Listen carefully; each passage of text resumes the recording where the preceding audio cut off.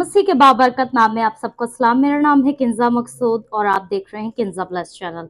अगर आपको मेरी वीडियो से बरकत मिलती है तो दूसरों के साथ भी शेयर किया करें और जिस किसी को इस कलाम की ज़रूरत है उसके साथ शेयर किया करें ताकि आपके वसीला से दूसरे भी बरकत को हासिल कर सकें और खुदावंद के करीब आ सकें। इंसान के अंदर 3 चीज़ें हैं, पहला बदन, फिर जान और फिर रूह। जो बदन है उसमें क्या क्या आता है?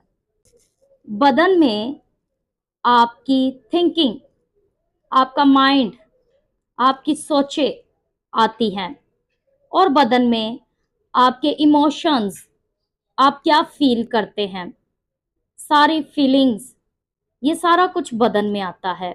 बदन में आपके एक्शंस, आपकी 5 सेंसेस और आपकी स्पीच, जो कि आप बोलते हैं, क्या रिएक्ट करते हैं, क्या एक्शन करते हैं, ये सारा कुछ बदन में आता है। दूसरे नंबर पर जो कि जान है, जान में क्या क्या कुछ आता है हम देखते हैं। ये आपकी पर्सनैलिटी को शो करता है कि आप किस पर्सनैलिटी के पर्सन हैं। आपकी सोल जो है वो कैसी पर्सनैलिटी की तरफ अट्रैक्ट होती है और किस पर्सनैलिटी की है। और जान में आता है कि आपकी मर्जी कि आप क्या चाहते हैं, क्या चूज करते हैं, क्या गलत रास्ते को चूज करते हैं या सही रास्ते को चूज करते हैं। ये जान में आपकी मर्जी आती है। और तीसरे नंबर पर रूह जो है वो आपकी आइडेंटिटी को शो करता है। रूह वाला पार्ट है ना, वो बहुत सेंसिटिव है और उस पे बहुत डिपेंड करता है कि वो किस खुदा को मानती है। आपने अपनी रूह किसको दी है, ये बहुत डिपेंड करता है कि आपकी रूह दुनिया के साथ चलती है या आपकी रूह खुदावंद के साथ चल रही है। आपकी रूह खुदावंद के हाथ में है या शैतान के हाथ में है।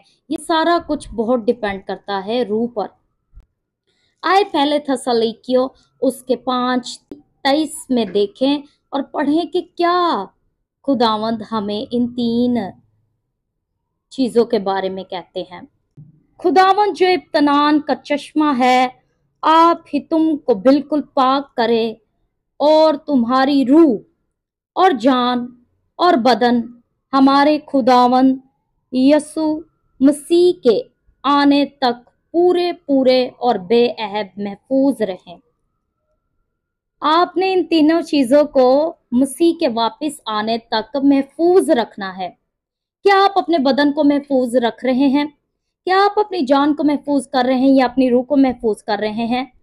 आप अपने बदन को किस तरह से महफूज करते हैं या उसको महफूज नहीं किया, ऐसे ही जिस किसी के हाथ दे देते हैं अपने बदन को कि वो आपके बदन को इस्तेमाल कर ले। आपने अपना आप ऐसे ही दूसरों के आगे बिखेर रखा है या आप समझ सकते हैं।